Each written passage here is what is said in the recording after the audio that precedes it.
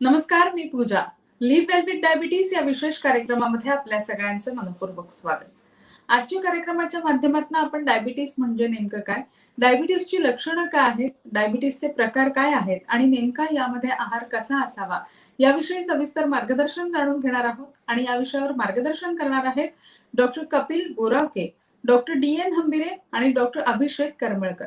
सगळ्यात आधी मी तुम्हाला तिन्ही डॉक्टरांची थोडक्यात ओळख करून देते. तर डॉक्टर कपिल बोरावके जे आहेत ते कन्सल्टंट फिजिशियन आणि डायबिटॉलॉजिस्ट आहेत, सह्याद्री हॉस्पिटल आणि विश्वराज हॉस्पिटल पुणे इथे. त्याचप्रमाणे डॉक्टर DN हंबिरे जे आहेत ते कन्सल्टंट फिजिशियन आणि डायबिटॉलॉजिस्ट आहेत, स्पर्श स्पेशालिटी क्लिनिक आणि सह्याद्री हॉस्पिटल पुणे इथे. तिसरे जे डॉक्टर आहेत ते आहेत डॉक्टर अभिषेक करमळकर. त्यांच्याबद्दल बोलायचं झाल्यास ते कन्सल्टिंग फिजिशियन आहेत, डायरेक्टर आहेत Sterling multi speciality hospital Nigdi Pune इथे आणि हेल्थबॉक्स मल्टी स्पेशालिटी आणि डायग्नोस्टिक सेंटर इथे. तिघांचेही आपल्या कार्यक्रमामध्ये मनपूर्वक स्वागत करूया. नमस्कार. डॉक्टर कपिल बोरावके, मधुमेह म्हणजे नेमकं काय आणि भारत जगाची मधुमेहाची राजधानी का होत आहे? मधुमेह म्हणजे आपल्या शरीरातल्या साखरेचं प्रमाण अनियंत्रित होणं म्हणजे मधुमेह. साखर वाईट आहे का? तर साखर वाईट नाही. आपल्या शरीरामध्ये ग्लुकोज हे पूर्ण एनर्जीचा सोर्स आहे किंवा स्त्रोत आहे. पण हे जेव्हा ग्लुकोजचं प्रमाण अनियंत्रित होतं तेव्हा रक्तातील साखरेचं प्रमाण वाढतं किंवा त्याला पातळी वाढते आणि असे रक्तातील साखरेची पातळी वाढण्याचा जो आजार आहे त्याला आपण मधुमेह म्हणतो. त्यामध्ये काय होतं की उपाशीपोटीच्या साखरेचं प्रमाण 126च्या पुढे झालं किंवा जेवणानंतरच्या साखरेचं प्रमाण 140च्या पुढे झालं, याचा अर्थ आपल्या शरीरात इन्सुलिन नावाचं एक हार्मोन आहे किंवा संप्रेरक आहे. याचं काम असतं की शरीरातल्या साखरेचं प्रमाण नियंत्रित ठेवणं. आणि जेव्हा अशा प्रकारे इन्सुलिन हे हार्मोन आपल्या शरीरातील साखरेचं प्रमाण नियंत्रित ठेवू शकत नाही, त्याच्यावरचा कंट्रोल त्याचा कमी होतो किंवा जातो, तेव्हा अनियंत्रित झालेली रक्तातील साखर म्हणजेच मधुमेह. तर आता भारत आपल्या पूर्ण जगातला कॅपिटल किंवा राजधानी का झालेला आहे डायबिटीसचं, ह्याला प्रमुख कारण आहे की आपल्या आहारातील बदल. दुसरं महत्वाचं कारण आहे की लॅक ऑफ एक्सरसाइज म्हणजे व्यायामाचा अभाव. तिसरं म्हणजे सेडेंटरी लाईफस्टाईल, म्हणजे पूर्वी ज्या पद्धतीनं आपले जुने लोक ज्या पद्धतीचं शारीरिक कष्ट करत होते ते शारीरिक कष्टाचं प्रमाण खूप जास्त प्रमाणात कमी झालंय. आणि अजून दोन महत्वाची कारण म्हणजे आपल्या आहारामध्ये असलेलं कार्बोहायड्रेटचं प्रमाण किंवा कार्बोदकाचं प्रमाण हे इतर देशांच्या पेक्षा खूप जास्त प्रमाणात आहे. या सर्व गोष्टींमुळे भारत हा सध्या जगातील डायबिटीसची राजधानी बनलेला आहे. आणि असं प्रेडिक्ट केलं जाते किंवा येणाऱ्या काळामध्ये डायबिटीस हा आपल्या देशावर सुनामी सारखा धावून येईल, अशा प्रकारचं संकट आता या डायबिटीसच्या आजारामुळे उभे राहिलेले आहे. डॉक्टर DN हंबिरे, मधुमेह टाळण्यासाठी शरीराचं आदर्श वजन राखणं का आवश्यक आहे? डायबिटीस होण्यासाठी काही रिस्क फॅक्टर आपण बघत असाल तर त्यामध्ये बॉडी वेट हा सर्वात महत्वाचा मॉडिफायबल रिस्क फॅक्टर आहे. भारतामध्ये सध्या डायबिटीसचं प्रमाण फार प्रमाणात वाढत आहे. त्याचं मूळ कारण म्हणजे ओबेसिटी, ज्याला आपण डायबिटीसिटी असं म्हणतो. बॉडी वेट आणि बॉडी फॅट डिस्ट्रीब्युशन मोजण्यासाठी आपण काही इंडेक्सेस वापरतो. त्याच्यामध्ये body mass index, waist hip ratio आणि वेस्ट सर्कम्फरन्स याचा वापर होतो. प्रामुख्याने बॉडी मास इंडेक्स हा कॉमनली वापरला जातो. एशियन लोकांमध्ये 18.5 ते 23 हा normal body mass index consider केला जातो. 23.1 ते 25 याला बॉर्डरलाईन ओव्हरवेट म्हणतात. 25 ते 30 याला ओव्हरवेट म्हणतात. 30 पेक्षा जास्त असेल तर याला आपण ओबेसिटी म्हणतो. हा बॉडी मास इंडेक्स जसं वाढत जाईल तसं डायबिटीस रिस्क ही सम प्रमाणात वाढत जाते. तसंच बॉडी मास इंडेक्स वाढत असेल तर हायपरटेन्शन, बॅड कोलेस्ट्रॉल हे डायबिटीस होण्याची अन्य मॉडिफाईड रिस्क फॅक्टर्स यांची रिस्क वाढत जाते. त्याचसोबत बॉडी वेट जसं वाढत जाईल तसे हार्ट अटॅक, पॅरालिसिस यांची रिस्क वाढत जाते. त्यामुळे डायबिटीस टाळण्यासाठी किंवा ज्या लोकांना ऑलरेडी डायबिटीस आहे अशा लोकांना डायबिटीसचे कॉम्प्लिकेशन टाळण्यासाठी आपल्याला आदर्श बॉडी वेट राखणे महत्वाचं आहे. डॉक्टर अभिषेक करमळकर, मधुमेह बरा होतो का आणि मधुमेहाचा जो रुग्ण आहे तो मधुमेहापासून मुक्त होतो का? प्रश्न असा आहे की मधुमेह बरा होतो का? तर मधुमेहाचे टाईप 1 डायबिटीस आणि टाईप 2 डायबिटीस हे दोन प्रकार आहेत. टाईप 1 डायबिटीस हा जो प्रकार आहे हा बेसिकली लहानपणापासून चालू होतो आणि याच्यामध्ये शरीरातील इन्सुलिनचं सिक्रेशन पूर्णपणे थांबून जातं. त्यामुळे या पेशंटला कायमस्वरूपीच इन्सुलिन थेरपी ही आवश्यक असते. त्यामुळे तो काही बरा होऊ शकत नाही. म्हणजे त्याला आपण म्हणून त्याला प्रसिस्टंट ट्रीटमेंटची आवश्यकता आहे. टाईप 2 डायबिटीस हा जो आजार आहे, जसं आपल्या सर्वांना माहिती आहे याच्यामध्ये इन्सुलिन रेझिस्टन्स म्हणजे काय, जे इन्सुलिन उपलब्ध आहे ते योग्य प्रकारे काम करू शकत नाही, कारण शरीरातल्या ज्या पेशी असतात ते इन्सुलिन रेझिस्टन्स झालेले असतात. तर इन्सुलिन रेझिस्टन्स आणि इन्सुलिन सिक्रेशन शरीरात कमी असणे अशा दोन्ही गोष्टींचा एकत्र आल्यामुळे हा टाईप 2 डायबिटीस होत असतो. तर टाईप 2 डायबिटीसमध्ये आपण योग्य आहार आणि योग्य व्यायाम केला तर इन्सुलिन रेझिस्टन्स कमी केला जाऊ शकतो. जर इन्सुलिन रेझिस्टन्स कमी झाला तर मात्र जे उपलब्ध इन्सुलिन शरीरात आहे ते योग्य प्रकारे वापरलं गेल्यामुळे काही काळासाठी म्हणजे काही वर्षांसाठी, काही महिन्यांसाठी डायबिटीसच्या फळांपासून आपण मुक्त राहू शकतो. त्या काळात आपण फक्त स्वतःचं मॉनिटरिंग जरी केलं तरी पुरेसं असतं, परंतु हे मॉनिटरिंग मात्र आपल्याला करत राहावं लागतं. म्हणजे एकदा शुगर वाढलेली असेल तर याचा अर्थ ही भविष्यात देखील वाढू शकते.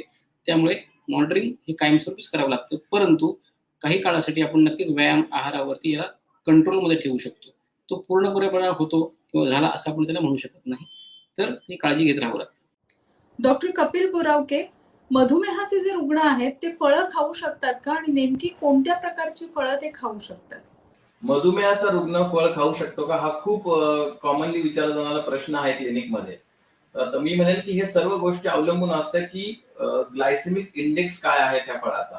कुठलाही पदार्थ किंवा फळ असेल तर त्याचं सेवन केल्यानंतर आपल्या शरीरामध्ये ग्लुकोजचं प्रमाण किती प्रमाणात वाढणार आहे हे ठरवणारा इंडेक्स म्हणजे त्याला आपण म्हणतो ग्लायसेमिक इंडेक्स. तर काही फळं आहेत ज्याचा ग्लायसेमिक इंडेक्स खूप जास्त आहे, म्हणजे त्याच्या सेवनानंतर आपल्या शरीरातील रक्ताची साखरेचं प्रमाण खूप जास्त वाढू शकतं. त्यामध्ये प्रामुख्यानं आंबा, केळी, द्राक्षे आणि चिकू ही 4 फळं अशी आहेत की ज्याचा ग्लायसेमिक इंडेक्स खूप जास्त आहे. त्यामुळे याचं जरी सेवन करायचं असेल तर त्याचं जे पोर्शन आहे किंवा क्वांटिटी आहे किंवा त्याची मात्रा आहे ती अगदी कमी असायला हवी. याच्या व्यतिरिक्त बाकीची जी फळं आहेत अननस, फणस, टरबूज, पपई हे सुद्धा तुम्ही सहजपणे घेऊ शकता, सेवन करू शकता, कारण का त्यांचं ग्लायसेमिक इंडेक्स कमी आहे. पण ह्याच्या सेवनाचं प्रमाण आहे ते खूप कमी असायला हवं. या व्यतिरिक्त काही अशी फळं आहेत ज्याचा ग्लायसेमिक इंडेक्स अगदीच कमी आहे आणि ती आपल्याला चांगल्या प्रकारची जीवनसत्वही देतात. त्यामध्ये सफरचंद आहे, अननस आहे, संत्री आहे, मोसंबी आहे, पेरू आहे किंवा पेर आहे. या प्रकारची फळं तुम्ही घेऊ शकता, कारण का त्याच्यामुळे तुमचा ग्लायसेमिक इंडेक्स पण वाढत नाहीये. सर्वात महत्वाची गोष्ट, ही फळं कधीही तुम्ही जेवणाबरोबर घेऊ नका. तर माझा तुम्हाला सल्ला असेल की ही फळं तुम्ही एक स्नॅक म्हणून स्नॅक टाइमला घ्यायला पाहिजे आणि ते जेवणाचा भाग नसावी, जेणेकरून त्याचा जो असर तुमच्या ब्लड ग्लुकोजवर होणार आहे किंवा साखरेच्या प्रमाणावर होणार आहे पातळीवर तो कमी प्रमाणात होईल आणि तुम्हाला योग्य प्रमाणात जीवनसत्वही मिळतील, जो फळांचा मूळ उद्देश आहे. Doctor DN. हंबिरे, एखाद्या व्यक्तीची साखरेची पातळी जास्त काळ सामान्यपेक्षा जास्त राहिली तर ती व्यक्ती जी आहे ती मधुमेहाची लक्षणं नसलेली व्यक्ती राहू शकते का?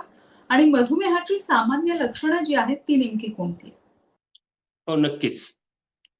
डायबिटीसला सायलेंट किलर असंही म्हणतात. कारण डायबिटीसचे रुग्ण डायबिटीस असताना बऱ्याच वेळा असिम्प्टमॅटिक किंवा अनडायग्नोज राहतात. भारतामध्ये बऱ्याचशा रुग्णांना डायबिटीस आहे हे कळण्यासाठी साधारणतः 2 ते 8 वर्ष इतका कालावधी लागतो. तसेच 10 पैकी 4 रुग्णांना डायग्नोसिस होत असतानाच डायबिटीसचे 1 किंवा त्यापेक्षा अधिक कॉम्प्लिकेशन्स आढळतात. जसे की डायबेटिक रेटिनोपॅथी म्हणजे डायबिटीस संबंधित डोळ्याचे आजार, डायबेटिक नेफ्रोपॅथी म्हणजे किडनीचे आजार, डायबेटिक न्यूरोपॅथी म्हणजे नर्व्ह संबंधीचे आजार. याचं मूळ कारण म्हणजे आपल्या इंडियामध्ये डायबिटीससाठी स्क्रीनिंग केली जात नाही. ढोबळमानाने डायबिटीसची लक्षणे खालीलप्रमाणे असू शकतात: खूप भूक लागणे, लघवी वारंवार लागणे, खूप तहान लागणे, वजन कमी होणे. यालाच मेडिकल लँग्वेजमध्ये आपण पॉलिफॅजिया, पॉलिडिप्सिया किंवा पॉलियुरिया असं म्हणतो. त्यामुळे ज्या लोकांना डायबिटीस होण्याची रिस्क जास्त आहे, जसे की ज्यांचे वजन जास्त आहे, जे स्मोकिंग करतात, ज्यांना फॅमिली हिस्ट्री ऑफ डायबिटीस आहे, ज्यांना ब्लड प्रेशर आहे, ज्यांना बॅड कोलेस्ट्रॉलची हिस्ट्री आहे, अशा लोकांनी वारंवार डायबिटीसची स्क्रीनिंग करून घेणे गरजेचं आहे. डॉक्टर अभिषेक करमळकर, मधुमेह हा अनुवांशिक आहे का? आणि मधुमेहाचा त्रास होऊ नये यासाठी कुटुंबाने नेमकी कोणती काळजी घेणं आवश्यक आहे? नक्कीच आपल्या सगळ्यांना माहिती आहे की मधुमेह हा अनुवंशिक आजार आहे. एस्पेशली टाईप 2 डायबिटीस हा अनुवंशिक आजार आहे. म्हणजे काय, आई वडिलांना डायबिटीस असेल तर मुलांना होण्याची शक्यता फार दाट असते. भावांना असेल, बहिणींना असेल तर आपल्याला डायबिटीस किंवा मधुमेह होण्याची शक्यता जास्त असते. हा अनुवंशिकता कशामुळे असतो, तर ही अनुवंशिकता जी आहे ती शरीरातल्या इन्सुलिन रेझिस्टन्समुळे असते. एखाद्या व्यक्तीला जर डायबिटीस फॅमिलीमध्ये असेल तर त्याच्या शरीरातल्या जे पेशी आहेत त्या नॅचरल इन्शुलिन रेझिस्टंट असतात. तर बऱ्याचदा असं होतं की आपण डायबिटीज झाल्यानंतर जागे होतो, की डायबिटीज झाल्यानंतर आपण व्यायाम चालू करतो, डायबिटीज झाल्यानंतर आपण आहाराकडे लक्ष देतो, औषधांकडे लक्ष देतो, परंतु घरामध्ये ज्यांच्या डायबिटीजची हिस्ट्री आहे किंवा स्ट्रॉंग फॅमिली हिस्ट्री आहे, अशा लोकांनी लहानपणापासूनच व्यायामाकडे, आहाराकडे एक्स्ट्रा लक्ष किंवा जास्त लक्ष देण्याची गरज आहे. त्यांनी लहानपणापासूनच एक्सेसिव्ह कार्बोहायड्रेट डाएट टाळायला पाहिजे, म्हणजे पिष्टमय पदार्थांचं सेवन कमी ठेवायला हवं.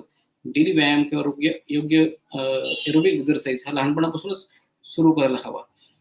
थोडक्यात सांगण्याचा मुद्दा असा की डायबिटीस हा मोठेपणाचा आजार जरी असला, म्हणजे मोठ्यांचा आजार जरी असला, तरी जी सुरुवात जी आहे ती लहानपणापासूनच होते. लहानपणी जी आपण स्वतःची काळजी घेत नाही, अगदी मी हा मुद्दा पालकांना देखील सांगू इच्छितो की त्यांना जर डायबिटीस असेल पालकांना किंवा त्यांच्या आईवडिलांना डायबिटीस असेल, तर त्यांनी आपल्या मुलाला देखील लहानपणापासूनच डाएट कॉन्शियस आणि एक्सरसाइज कॉन्शियस बनवणं आवश्यक आहे.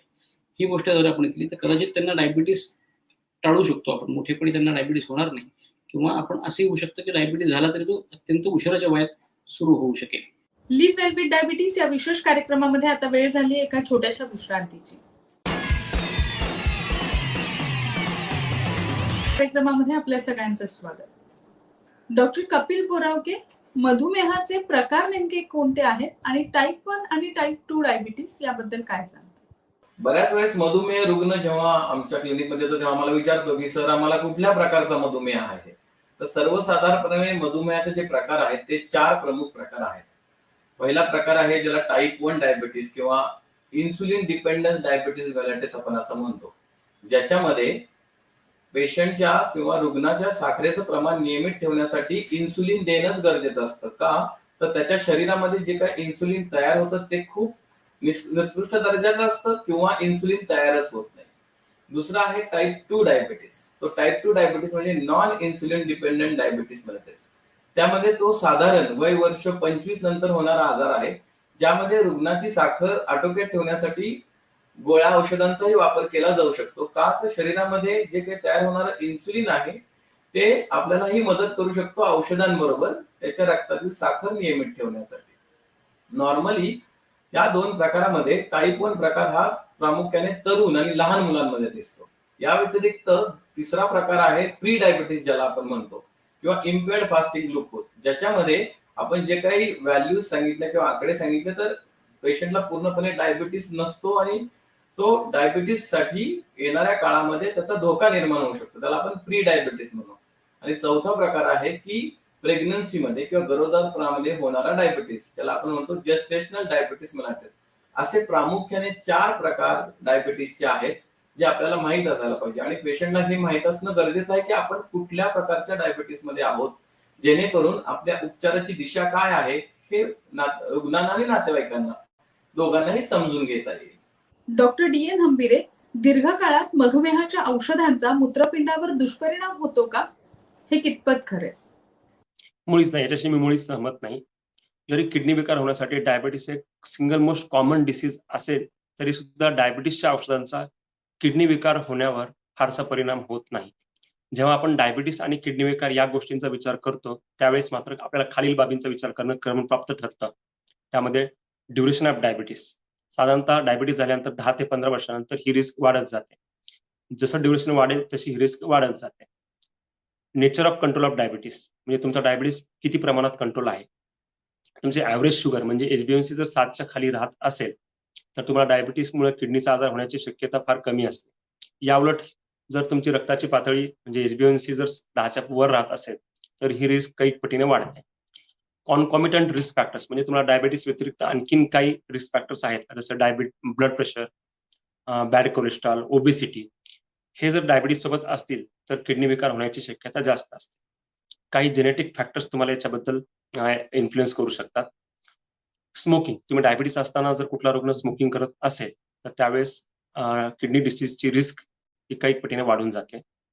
सर्वात शेवटी म्हणजे पेन किलर्स, ज्याला आपण वेदनाशामक गोळी म्हणतो. बरेचसे डायबिटीसचे वृद्ध डायबिटीसचे रुग्ण सांधेदुखी किंवा मणकेदुखी याच्यासाठी over the counter pain killers खात असतात. अशामध्ये तुमचा डायबिटीस जर व्यवस्थित कंट्रोल नसेल त्यावेळेस मात्र किडनी विकार होण्याची शक्यता फार बळावते. त्यामुळे डायबिटीसच्या औषधामुळे किडनीचा विकार संभवतो हे म्हणणं थोडंसं चुकीचं ठरेल. तुमचे डॉक्टर तुमच्या वेळोवेळी फॉलोअपसाठी किडनी विकार होतोय की नाही यासाठी काही तपासण्या सुचवत असतात, जसं creatine, urinometry microscopy, urine albumin creatine ratio. या जर तपासण्या तुम्ही वेळोवेळी करून घेतल्या तर तुम्हाला किडनी विकार व्हायची शक्यता आहे किंवा नाही हे थोडंसं आपल्याला कळणं सोपं जातं. डॉक्टर अभिषेक करमळकर, मधुमेहाच्या पेशंटनी कितीदा स्वतःची तपासणी केली पाहिजे आणि त्या तपासणी चाचणी ज्या आहेत त्या नेमक्या कोणत्या? तर प्रश्न असा आहे की मधुमेहाच्या रुग्णांनी स्वतःच्या कुठल्या रेग्युलर तपासण्या करायला हव्यात. तर सगळ्यात महत्त्वाची गोष्ट अशी आहे की आता सगळ्यांकडे ग्लुकोमीटर्सची उपलब्धता आहे आणि ज्यांच्याकडे नसेल अशा मधुमेहाच्या रुग्णांनी ग्लुकोमीटर विकत घेणं आवश्यक आहे आणि स्वतःची शुगर स्वतःच पिरियडिकली चेक करायला हवी. त्याला आपण सेल्फ ग्लुकोज मॉनिटरिंग असे म्हणतो. तर हे स्वतःचे शुगर स्वतः तपासणे हे अत्यंत महत्त्वाचं टूल आहे, जेणेकरून स्वतःच्या शुगरवरती आपला कंट्रोल वाढतो. तर ही जी फ्रिक्वेन्सी किती असावी, कशी असावी, ही प्रत्येकाच्या शुगर लेवल्सवरती अवलंबून आहे. ज्यांची शुगर लेवल अनकंट्रोल असते किंवा ज्यांना हायपोग्लायसिमिया जास्त वेळा होतो त्यांना जास्त वेळा शुगर इंटरमिटेंटली चेक करावी लागते. त्याचबरोबर फास्टिंग पीपी शुगर ही जर कंट्रोलमध्ये असेल तर डॉक्टरांच्या सल्ल्याने ती आपण 3 महिन्यातून एकदा तरी चेक करायला हवी. जर ते अनकंट्रोल्ड असेल तर मात्र महिन्याच्या मला चेक करून ती कंट्रोलमध्ये येईपर्यंत आपल्या डॉक्टरांचा योग्य सल्ला घ्यायला हवा. त्यानंतर आपण HbA1c नावाची एक टेस्ट करत असतो, ज्याच्यामध्ये ॲव्हरेज 3 महिन्यांची शुगर आपल्याला समजते. त्याच्यामध्ये हिमोग्लोबिन जी आहे त्याला जी शुगर अटॅच झालेली असते ती मेजर केली जाते. ही वर्षात कमीत कमी 2 ते 3 वेळा कमीत कमी ही केली गेली पाहिजे. त्याचबरोबर डायबिटीसचे कॉमन कॉम्प्लिकेशन्स आहेत त्याच्याकडे आपण लक्ष दिलं पाहिजे, ज्याच्यामध्ये प्राथमिकता आपल्या डोळ्याची नजर वर्षातून कमीत कमी एकदा चेक केली पाहिजे. त्याचबरोबर डोळ्याचा पडदा देखील कमीत कमी एकदा चेक केला पाहिजे. डायबेटिक न्यूरोपॅथीसाठी म्हणजे नसांवरती काही डायबिटीसचा परिणाम झाला आहे का हे समजण्यासाठी पायांचं स्पर्शज्ञान ज्याला म्हणतात किंवा न्यूरोपॅथीची टेस्टिंग असते ते वर्षातून एकदा चेक केलं गेलं पाहिजे. स्वतःचा पाय हा प्रत्येक डायबिटीस रुग्णांनी रोजच्या रोज रात्री झोपण्यापूर्वी किंवा आंघोळीनंतर चेक केला पाहिजे. त्यात कुठे क्रॅक्स गेले आहेत का, त्यात कुठे जखमा झाल्या आहेत का, याचा आपण जर योग्य काळजी घेतली तर डायबेटिक फूटचे कॉम्प्लिकेशन्स टाळले जाऊ शकतात. त्याचबरोबर डॉक्टरांना देखील वर्षातून 2दा आपला पाय पूर्णपणे दाखवायला हवा. त्यानंतर महत्त्वाच्या इतर गोष्टी देखील चेक केल्या गेल्या पाहिजेत. त्यामध्ये किडनीचं काम हे अत्यंत महत्त्वाचं असतं. त्यासाठी युरिन अल्ब्युमिन क्रिएटिन रेशो नावाची एक टेस्ट असते किंवा युरिन मायक्रो अल्ब्युमिनुरिया असं आपण त्याला म्हणतो. ती वर्षात एकदा कमीत कमी चेक केली गेली पाहिजे किंवा क्रिएटिनिन लेवल्स जे असतात त्या देखील वर्षातून एकदा चेक केल्या गेल्या पाहिजे. त्याचबरोबर ज्यांना डायबिटीस आहे त्यांना हृदयविकाराची किंवा स्ट्रोकची शक्यता जास्त असते आणि डायबिटीस, हायपरटेन्शन आणि कोलेस्ट्रॉल या तिन्ही गोष्टी एकत्र असतील तर हे प्रमाण बऱ्याचदा वाढतं. त्या अनुषंगाने प्रत्येक डायबिटीस व्यक्तीने वर्षातून कमीत कमी 4 वेळा म्हणजे दर 3 महिन्यांनी आपलं ब्लड प्रेशर योग्य आहे की नाही तपासणं आवश्यक आहे. वर्षातून एकदा स्वतःचं कोलेस्टेरॉल चेक केलं पाहिजे आणि पिरियडिकली हे सर्व रिपोर्ट्स आपल्या डॉक्टरांना दाखवायला हवेत. डॉक्टर कपिल बोरावके, मधुमेहासह चांगलं जीवन जगण्यासाठी आहार आणि व्यायामाविषयी काय सल्ले द्या? आहार आणि व्यायाम या दोन्ही गोष्टी मधुमेह रुग्णासाठी अतिशय महत्वाच्या आहेत. तुमच्या रक्तातील साखरेचं प्रमाण नियमित ठेवण्यासाठी आहार हा नेहमी संतुलित आहार असावा. संतुलित आहार म्हणजे काय, तर योग्य प्रमाणात प्रोटीन, फॅट आणि कार्बोहायड्रेटचं प्रमाण असलेला आहार घेणं. याचबरोबर तो आहार योग्य आणि ठरवून दिलेल्या नियमित वेळीच सेवन करणं ही तितकंच गरजेचं आहे. संतुलित आहाराचं सेवन नियमित वेळी केल्याने शरीरावर त्याचा खूप जास्त चांगला परिणाम होऊन रक्तातील साखरेचं प्रमाण अति जास्त प्रमाणात नियंत्रित राहू शकतं. याचबरोबर व्यायाम हा शरीरासाठी तितकाच गरजेचा आहे. ग्लुकोज हा आपल्या शरीराचा एनर्जी सोर्स आहे आणि हा जर आपण वापरला नाही तर रक्तातील साखरेचं प्रमाण वाढणार. म्हणून दररोज 30 मिनिटं ब्रिस्क वॉक म्हणजे बरोबर चालून व्यायाम करणे, वयानुसार झेपणारे व्यायाम करणे, योगासनं करणे, सायकल चालवणे या व्यायाम अतिशय गरजेचे आहेत. या व्यायामाने रक्तातील साखरेचा वापर केला जाऊन त्याचबरोबर स्वादुपिंडाचा रक्तपुरवठा वाढून इन्सुलिनचं प्रमाण अधिक प्रमाणात होऊन साखर नियंत्रित करता येते. त्यामुळं माझा सल्ला असेल की आहार आणि व्यायाम या एखाद्या बिल्डिंगचे 2 पिलर्स आहेत आणि त्याच्याकडे दुर्लक्ष करून आपल्याला चालणार नाही. डॉक्टर DN हंबिरे, मधुमेहाच्या उपचारासाठी डॉक्टरांना नियमित भेटणं आणि त्यांच्या सल्ल्याचं पालन करणं किती आवश्यक आहे? हा डायबिटीसच्या ट्रीटमेंटमधला सर्वात महत्त्वाचा घटक आहे. याला आपण इंग्लिशमध्ये कंप्लायन्स असं म्हणतो. यामध्ये प्रामुख्याने 3 घटकांचा समावेश असतो. एक म्हणजे ड्रग कंप्लायन्स, म्हणजे तुम्हाला दिलेल्या औषधांचा कंप्लायन्स, तुम्ही दिलेली औषधं वेळेवर खाणे याचा समावेश असतो. दुसरा म्हणजे डाएट कंप्लायन्स, म्हणजे तुम्हाला दिलेली पथ्य हे व्यवस्थित पाळले पाहिजे. थर्ड म्हणजे फॉलोअप कंप्लायन्स, म्हणजे ज्यावेळेस तुम्हाला बोलवलं जाईल त्यावेळेस तुम्ही जाणं अपेक्षित असते. ज्या काही तपासण्या सांगितल्या त्या करू. जर तुम्ही या तिन्ही घटकांचा जर वेळोवेळी पालन केलं तर तुम्हाला डायबिटीस रिलेटेड कॉम्प्लिकेशनची रिस्क आहे 70 ते 80% ने कमी होऊन जाते.